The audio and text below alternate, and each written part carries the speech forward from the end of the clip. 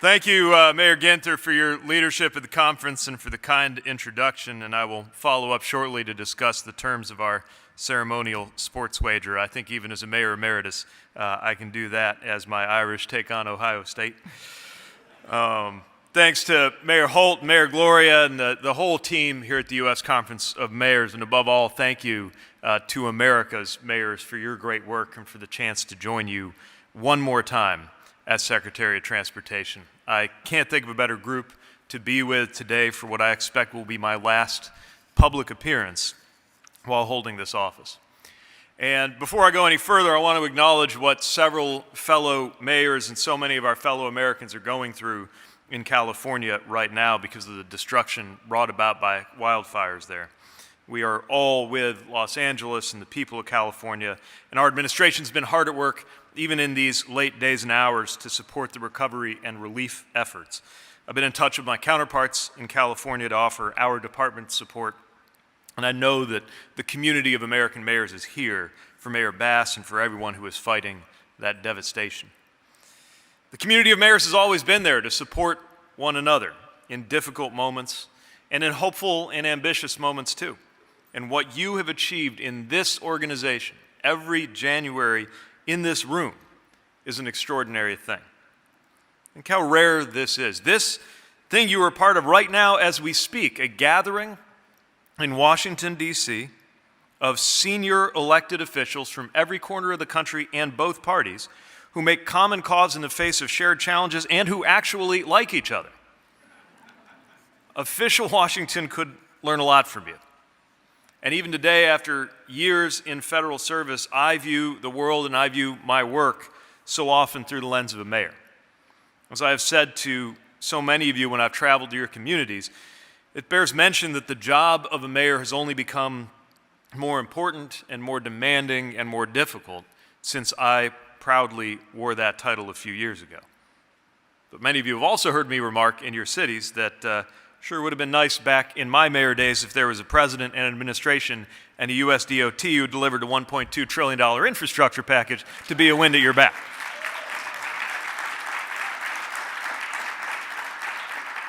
But I didn't come here to say you're welcome.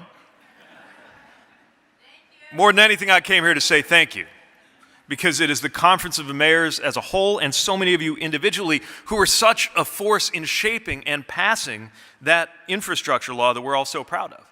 And while we talk about it today as though it couldn't have been any other way, many of you recall that we spent so much of 2021 facing deep skepticism in official Washington from people who doubted that it could be passed at all, especially on a bipartisan basis.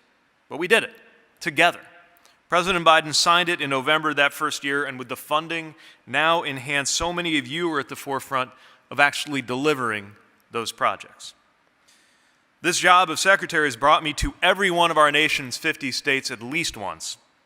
And if I didn't get the chance to appear in your community by now, chances are our funding has. In fact, we now count over 72,000 projects funded by the bipartisan infrastructure law.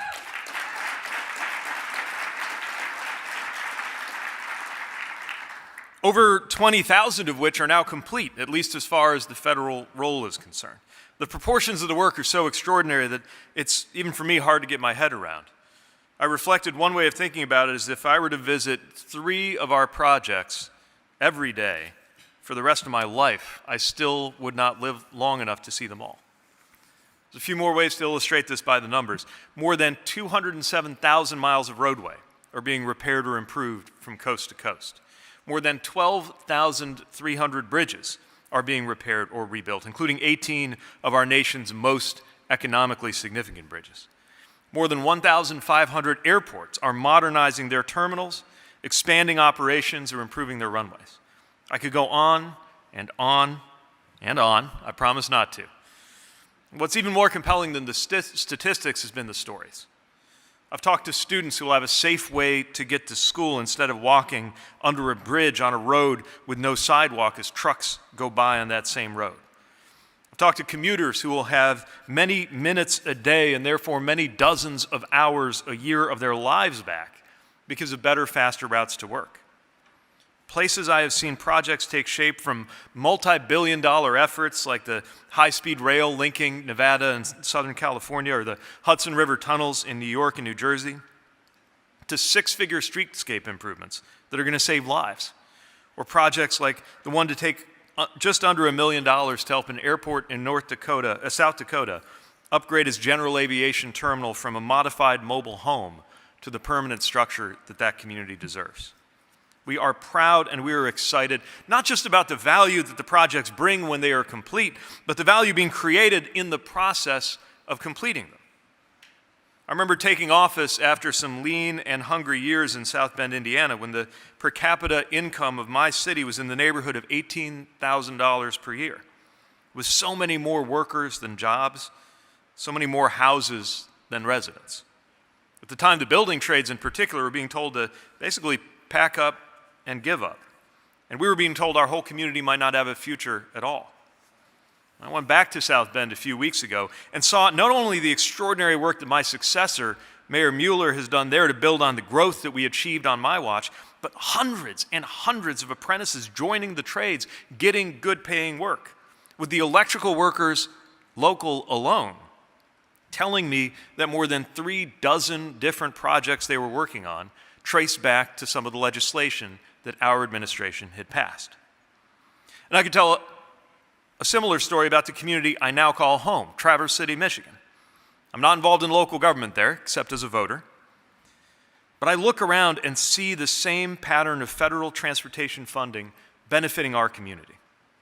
The transit system, Beta, got a new headquarters. The airport is getting new passenger boarding bridges. The Maritime Academy is even getting a tugboat for training. And the talk of the town last year, the Grandview Parkway project, just completed with our formula dollars, is being followed by what's now on the front page of the newspaper described as a Grandview 2.0 project to break ground with funds from our Rural Surface Transportation Program that's going to redesign a dangerous intersection. And that's not some exceptional windfall in a region where I happen to live. This kind of thing is happening in hundreds and hundreds and hundreds of communities across a country like yours. And importantly, it is happening in red and blue and purple states. It is happening in the low-income communities too often left out in the past. And it's happening in rural and tribal communities that were too frequently passed over by federal funds. It's been a big ship to turn. In fact, when Chasten and I left South Bend and prepared to come to Washington to take this job, my former public works director there told me I was going to become like the trim rudder on a supertanker. And often that's how it's felt. Big things have changed. The bearing and direction has changed, and it's changed for the better. So the bottom line to the mayors of America is I am proud to report to you that today every form of U.S. transportation is in better condition than we got here.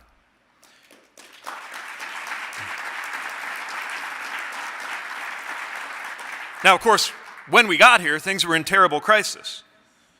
COVID had created the most intense and complex set of transportation disruptions since 9/11. Airlines were at risk of collapse. Supply chains were obstructed. So much was going wrong. But when I say that we have made things better together, I don't only mean how we successfully overcame that crisis, though that would have been enough to dominate the work of an administration. But I mean, of course, something bigger. The changes that we have made to the very trajectory of our U.S. transportation systems. The trajectory of our built infrastructure is that it is at long last getting better and not worse. The backlog at long last getting smaller and not larger.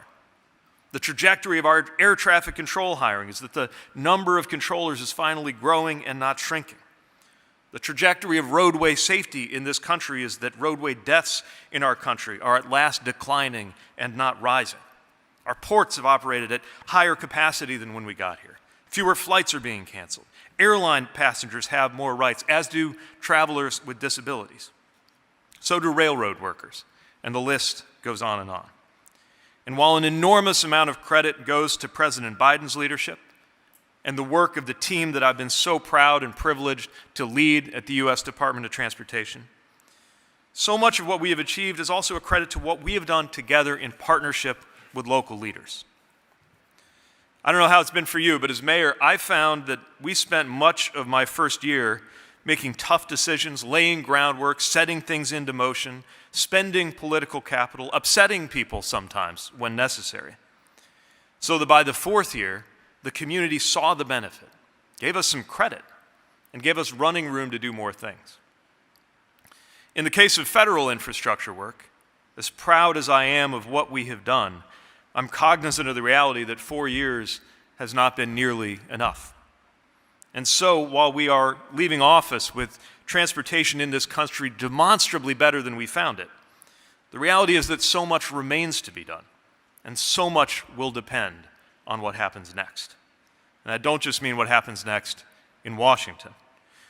Indeed, much of what is about to happen in America, including what is about to happen with federal infrastructure policy and funds, is not in Washington's hands, but yours. I mean that both in the specific sense of infrastructure improvement and in the broader sense of our society.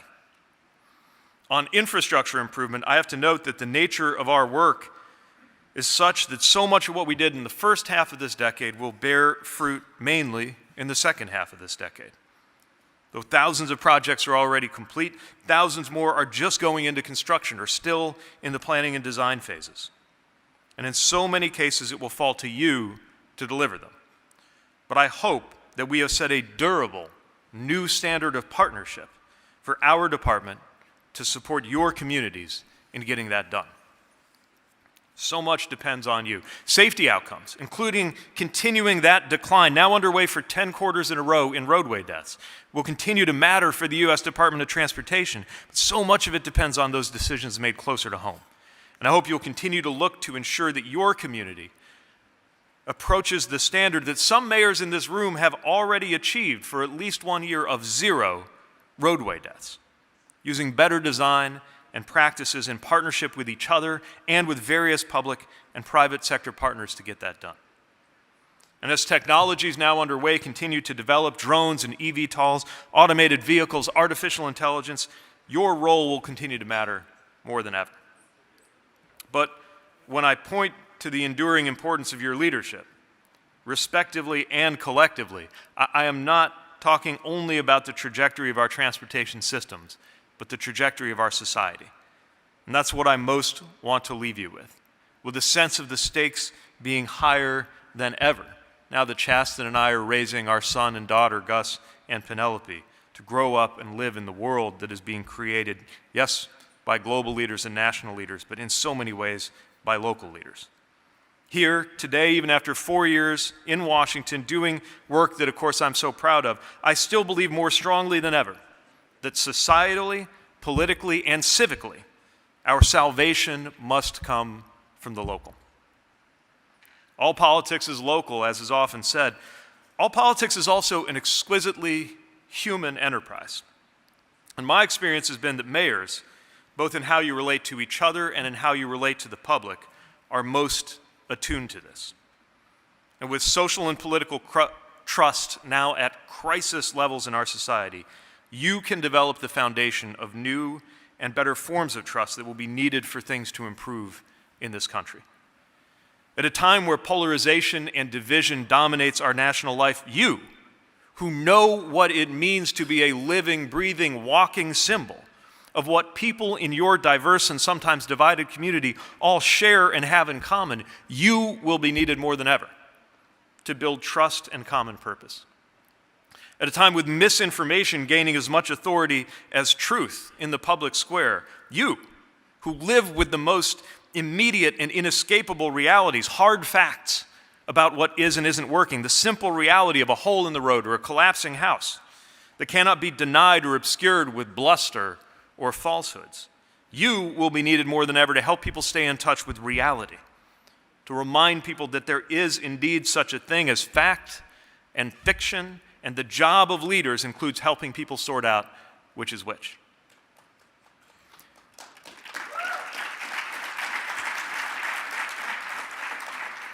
And at a time when digital communication is leaving us, paradoxically, often less connected amid all those connections and less informed amid all of that information, less connected and less informed than before. You, who cut your teeth in community meetings, so many community meetings that we come to exchange war stories about here.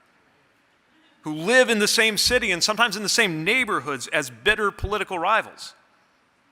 You who get more done on the sidelines of a chicken dinner or while being accosted at the grocery store than anybody could get done from behind a keyboard on Facebook or X. You will be needed more than ever to bring the people you serve and lead back offline, back into those offline spaces, those neighborhood meetings and church coffees and civic and political and social processes offline in the same room where we are all better humans and better citizens. So the bottom line is this: the community of American mayors is about to matter more than ever in these coming years. And as for me, I will be there to support you any way I can. I haven't decided what shape that will take, but I do know the things I care about: the trajectory of our infrastructure, the responsiveness of our democracy, the makeup of our economy, the future of our cities. This will be at stake in so many ways in the years ahead, in my work and certainly in yours. And I hope you will call on me anytime that I can be of help. So I want to thank you one more time, mayors, for all that we've done together.